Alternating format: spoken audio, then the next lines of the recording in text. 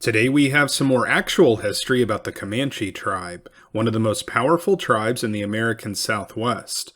We will be reading some general history of the Comanches, including accounts of their customs and traditions. We will also be reading several mythological folk tales of the Comanches, which include tales of giants, dwarves, and even water lizards. The Comanche are related to the Paiutes as they are both of Shoshonean lineage, so you may notice some similarities between their legends and those of the Paiutes and other western tribes, like the Miwoks, that we have read about in previous episodes on this channel. We will be reading from this book, The North American Indian, Volume 19, Tribes of Oklahoma, the Wichita, Southern Cheyenne, Oto, and Comanche, by Eward S. Curtis. This book was published all the way back in 1930. This book was completed under the patronage of J. Pierpont Morgan, and it includes a foreword by Theodore Roosevelt. In this episode, we will first hear about the religious customs of the Comanches, of which there were few. The Comanches were not a particularly religious group, but they do have some traditional folk tales that we will read. These include the boy who escaped from the giants, the dwarf's magical arrows, the woman and the dwarf, and the woman who married a giant. After these stories, we will read some of the general history of the Comanche tribe, given in this book, followed by two additional folk tales, the woman who betrayed her husband, and the boy who was stolen by a water lizard.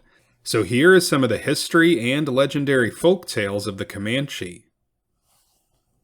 The Comanche are a striking example of the variant characteristics which develop from a parent group. The majority of tribes belonging to the Shoshonean stock, so far as inherent tendencies are concerned, are the antithesis of the Comanche with their fearless bloodlust. Truly there is a vast difference between these vigorous, proud rovers of the plains and the lowly Paiutes of the deserts of eastern California and Nevada, and an even greater difference exists between them and the mild-voiced Hopi of Arizona. Yet they all spring from the same parent group. Ethnologically, the Comanche do not furnish a fertile field of inquiry. The old men, when questioned as to the dearth of ceremonies, folk tales, and legends, such as existed, for example, with the Wichita and neighboring tribes, made answer, "We were hunters and warriors, and had no time to think of such matters." All information gathered from them indicates that they were so active in warfare, so constantly on the move, that they had little time to give thought to the origin and purpose of their existence. In fact, they seemingly took pride in not doing so. In this connection, David G. Burnett wrote in 1847, "The Comanches have no definite idea of their origin.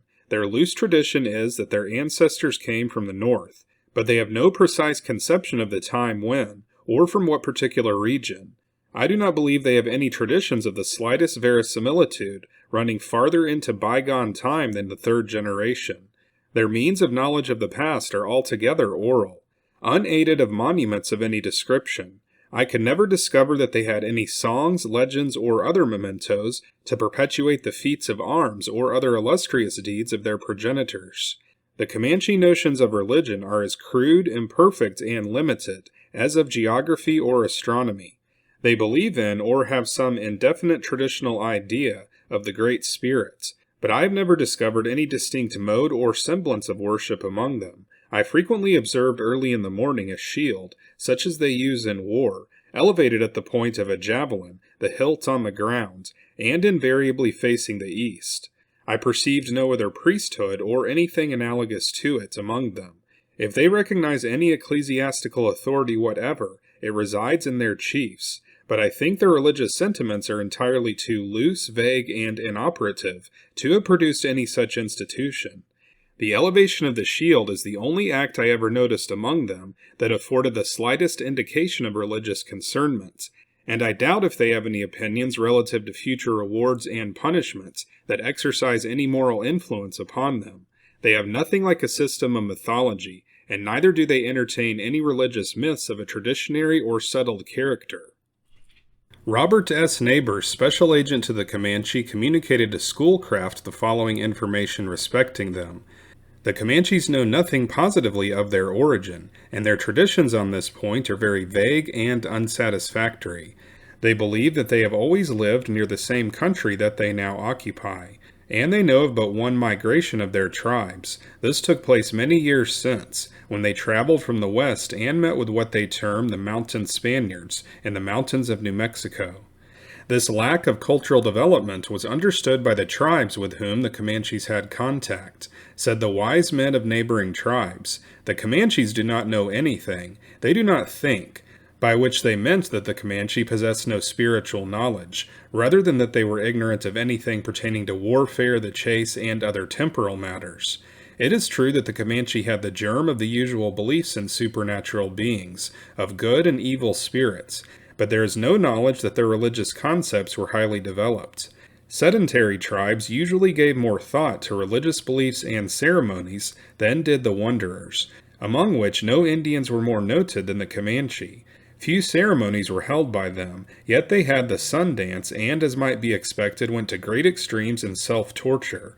In this ceremony they used songs borrowed from other tribes. The customary sun dance lodge was not built. They employed instead a large teepee made by using broadly extended poles, and overlaying them with several lodge covers. Concerning their mortuary customs, Burnett says, "They imagine that good men, and adroitness and daring in taking scalps or stealing horses, are capital evidences of goodness, are translated at death to Elysian hunting grounds, where buffalo are always abundant and fat."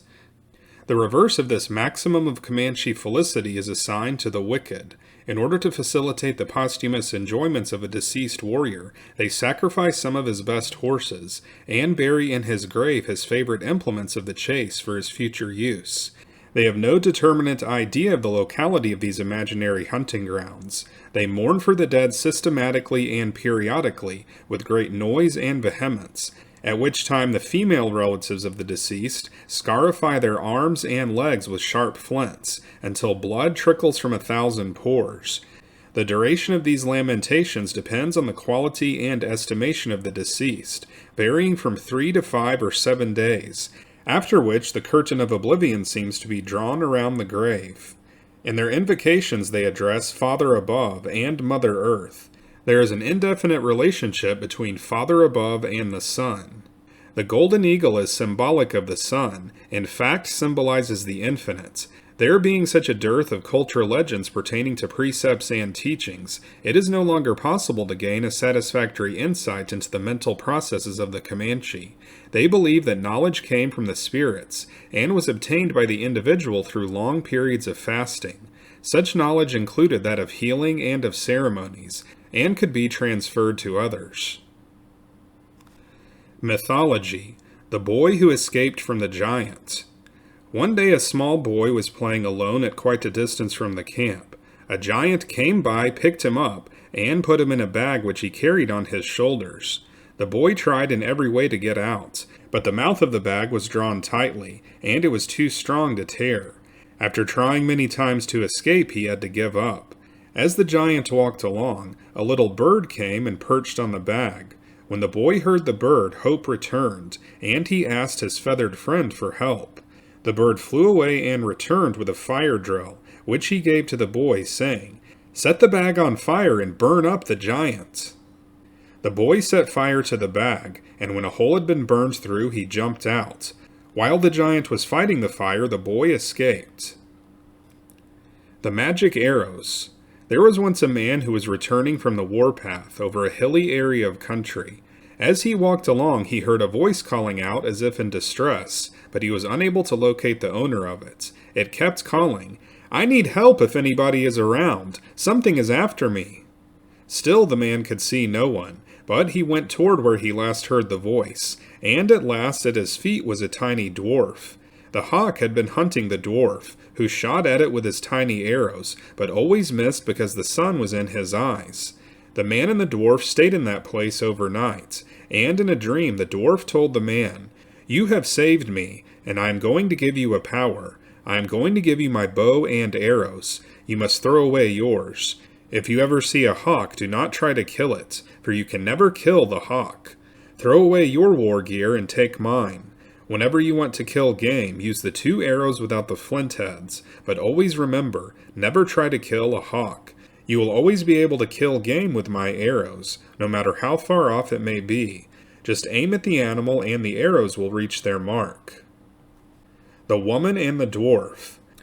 There was once a woman who was returning home through the hills. Her husband had accompanied her, but he had been killed on the way.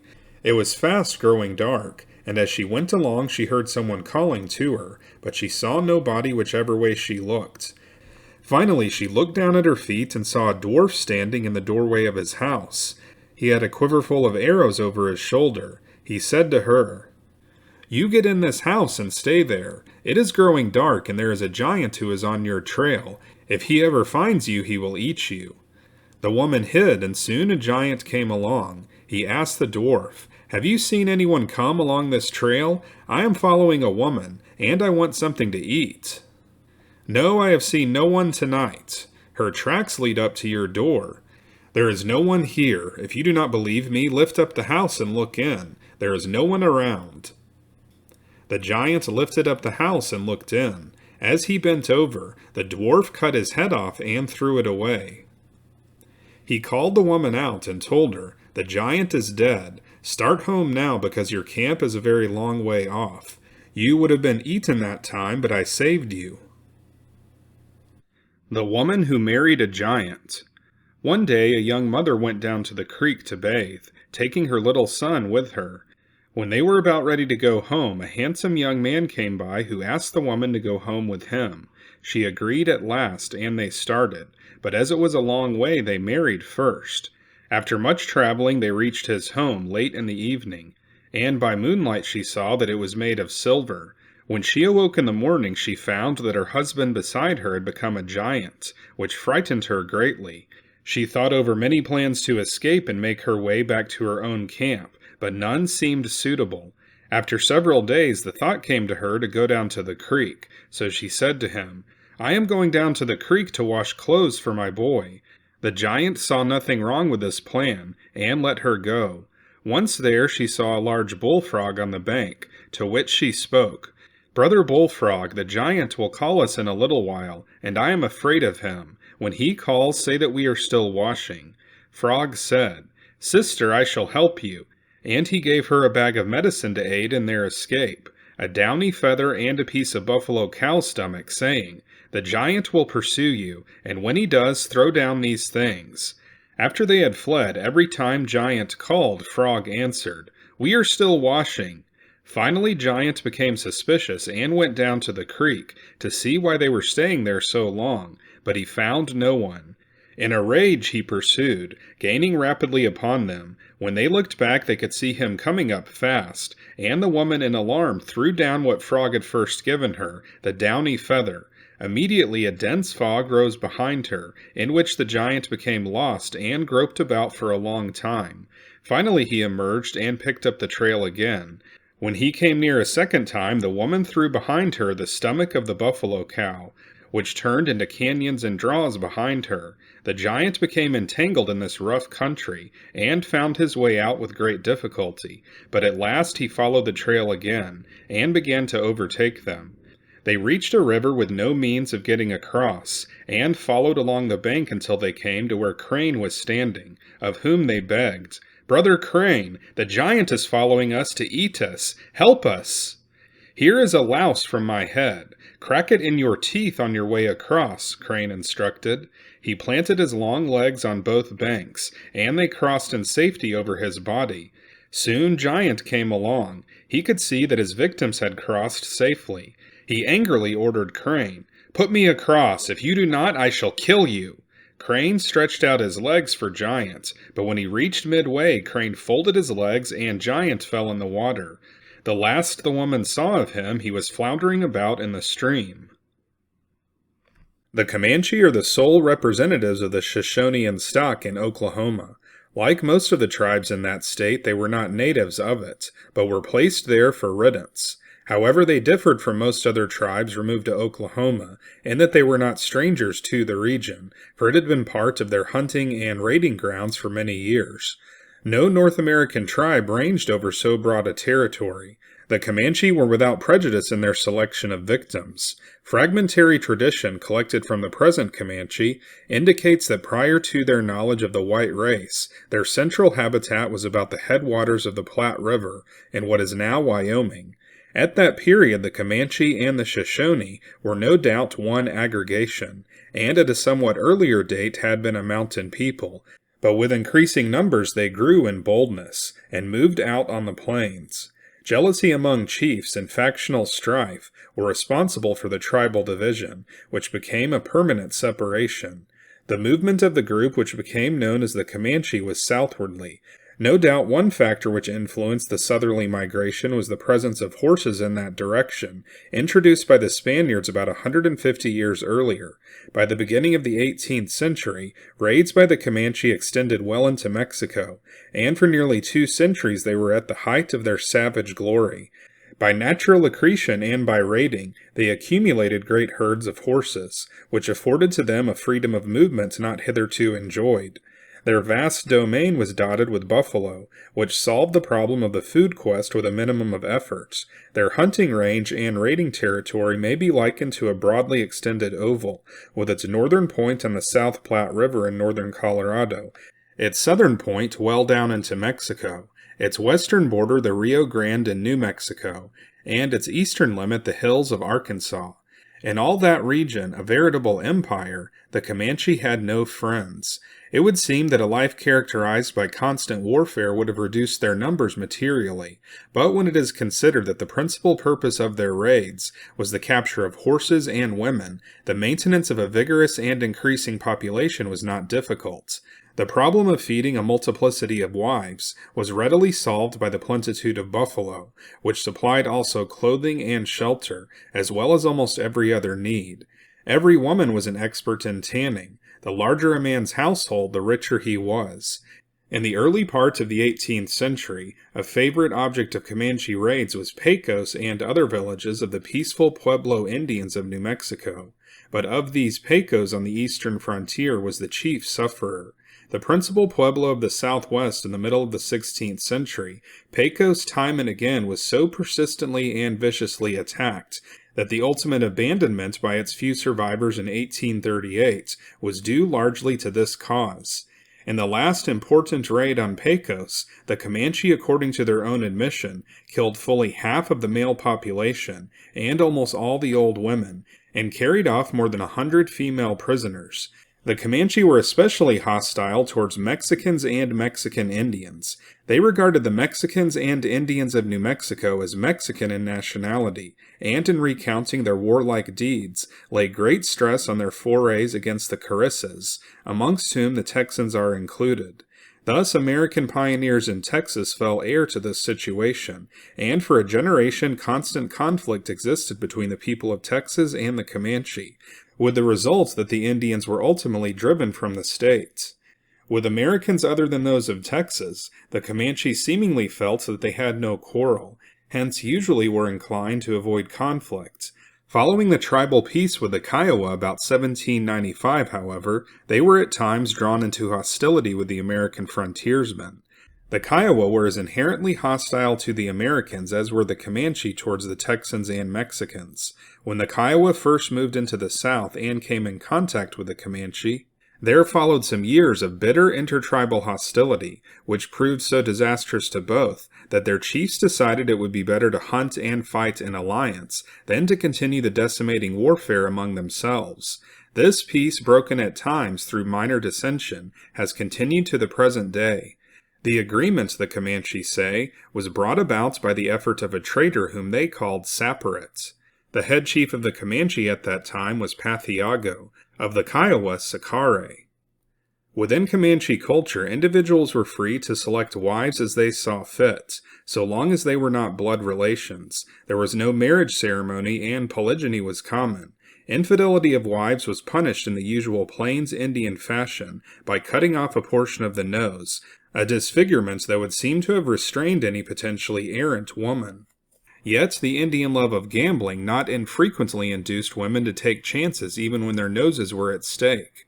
During the summer of 1926, the author was in an encampment where an Indian wife lost her nose through such an indiscretion. Indian women generally are not below the average of their Caucasian sisters in chastity. In his description of the various family relationships of the Comanche, Neighbors wrote, "The ties of consanguinity are very strong, not only with regard to their blood relations, but extends itself to relations by marriage, etc., who are considered as and generally called brothers. All offenses committed against any member are avenged by all, or any member connected with the family. The marriage state only continues during the pleasure of the parties, as a man claims the right to divorce himself whenever he chooses. Polygamy is practiced to a great extent, some chiefs having more than 10 wives, but inconstancy is the natural result of it, which is frequently punished by cutting off the nose of the transgressor, and sometimes even by death. But more frequently the woman escapes unpunished, and the seducer is deprived of all his available property, which is yielded to the injured party, by custom without resistance. The women perform all manual labor, war and hunting being all the occupation of the men. Jealousy is frequently a great cause of discord, but the husband exercises unbounded authority over the person of his wife. Their lodges are generally neat, and on the entrance of a stranger, the owner of a lodge designates the route he shall pass, and the seat he shall occupy. Any infringement of this rule is liable to give offense. They are formal and suspicious of strangers, but hospitable and social to those they consider their friends. They have no regular meals, but eat when they feel hungry, each party helping himself, and joining in the meal without invitation or ceremony. The parents exercise full control in giving their daughters in marriage, they being generally purchased at a stipulated rate by their suitors. There is no marriage ceremony of any description. They enter the marriage state at a very early age.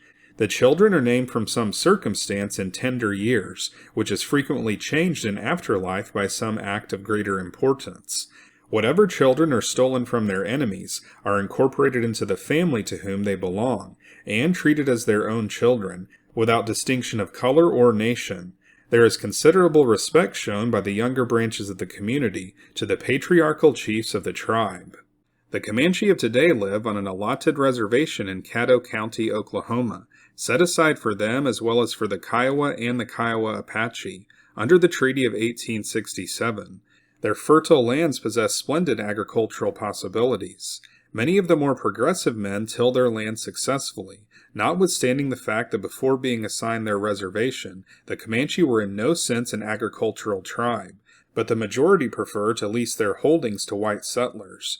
The old, wrinkled men, as a rule, sit about and tell of the days of their ancestors, when life was real and full of action, and the men of all ages spend the major portion of their time, as do those of other tribes, in discussing the suits brought or contemplated against the government, on account of broken treaties. So I will now read a few additional stories of Comanche mythology. This one is called The Woman Who Betrayed Her Husband.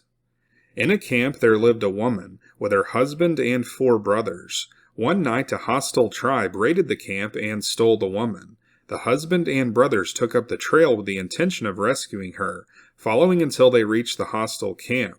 Once there, the husband posted the brothers in a cottonwood grove, while he hid himself near the waterhole, for he knew that his wife would come there sooner or later. After many had come and gone, and when his patience was nearly at an end, the wife came to the hole for water. When he had signaled her to where he lay in hiding, she appeared glad to see him. After they had finished their talk, she said that she would take the water to her captor, and then return to go home with him. The wife went up to her captor, whom she had married in the meanwhile, and told him of a dream that she had had. She said that she dreamed of 4 enemies hidden in a grove of cottonwoods near the creek, and of another hidden near the waterhole. She said that this man was her former husband, and she described how he was dressed. She begged that if her dream was true, she would not hurt the husband. The captor and some warriors surrounded the grove, and killed the 4 brothers, while they captured the husband. That night they treated him roughly, playing many tricks on him, while his wife urged them on in their language. Then they set up 2 poles, and hung him from them by his wrists. In the morning the camp broke up, leaving the husband to die suspended from the poles. When all were leaving, one old woman hung back, apparently looking around the camp for anything of value that might have been left behind. She came to where the man was hanging and said, I have a son who looks just like you. For his sake I shall cut you loose." She cut him down and gave him a horse to enable him to get back home.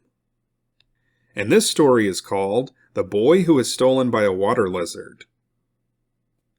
The tribe one day made camp by a river. In this tribe lived a man, his wife, and a small son. The next day, when the man started out on a hunt, he told his wife not to let the boy out of her sight.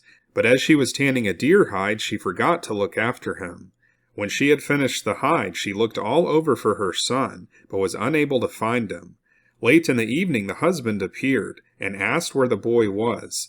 "I forgot all about him while I was working. I have looked all about, and I cannot find him anywhere," she answered. It was then dark, so they had to wait until morning before they could pick up the boy's trail, which led to a deep pool. They saw where he had taken a drink of water, but there were no tracks leading away from the water. Then they thought that some water animal had dragged him down, and they sat and cried as if he were dead. At last the father declared, "I am going to find the body." He cut a long pole and poked about in the pool, until he found a hole under the bank. Then he told his wife that he was going to dive in and find out what was under there. He took his knife so that if any animal lived there he could kill it, saying before he dived in, "If I do not come out by noon, go back to the camp, for I shall be dead." He dived in the pool and crawled along the hole. Far in the distance he could see a light, and when he came to it he saw his boy sitting there crying. A large water lizard spoke to him then. "My own son has brought this little boy in here, but you may take him back with you. My son had no business bringing him here." He gave the glad father 4 pebbles, with instructions to throw the first one when he came to water, so that it would part for him, and when the waves came back to throw in the second one, doing the same with all 4. The father did as he was told by Water Lizard, and soon with his son came out on the banks of the river. So that's it for this episode about the history of the Comanche tribe as documented by Eward S. Curtis around 1930. Although the Comanches do not have a creation story or other central religious work, they do have several traditional folk stories. I read the stories that I thought would be of most interest to the viewers of this channel. These included the stories about giants and dwarves that bear some similarity to accounts of these different creatures that we've read about in other episodes on this channel. One possibility is that these stories simply could have been made up, and no giant-like or dwarf-like creatures ever existed in this region. But it is also possible that there were other prehistoric races of humans that the Comanche and other tribes encountered, who may have been either much smaller or much larger than they were, and possibly cannibalistic. Some of these traditional stories may stem from the time that the Comanches were still part of their Shoshone parent tribe, in Wyoming. The dwarves in these stories could have been some of the little people of Wyoming. And the giants may have been related to the red-haired cannibalistic tribe that the Paiutes exterminated several hundred years ago. We also heard the peculiar story of the boy who was taken by a water lizard. I really don't know what to make of that story. Many of the stories in this book that I chose not to read included tales about the fox. These include Fox's Medicine, Fox and Pelican, Fox and Beaver, Fox and Owl, Fox and the Bears, The Man and the Fox, and Fox and a Possum. So in addition to the golden eagle having a special symbolic place in Comanche culture, it appears that foxes may be highly revered as well. So what do you think about these additional stories of giants and dwarves from another Native American tribe, the Comanche? Do they suggest the possibility of other prehistoric races of human or human-like creatures, or is all of this confined to the realm of mythology? Let us know what you think in the comments. This channel is called Unworthy History because we cover actual history that has now been deemed unworthy to discuss on history channels on TV, and unworthy of display time in our national museums. We try to cover the history found deep in the pages of old books, books that were written long ago and carefully laid down for posterity by people whose shoes we are unworthy to stand in. If you'd like to join our mission to keep actual history alive, then you can join our Patreon page or become a YouTube channel member. Your contribution towards carrying the torch of actual history will be recognized at the end of each episode, and you will also have access to our special members-only videos. So if you want to see more episodes like this, then be sure to like and subscribe, and we'll see you next time on Unworthy History.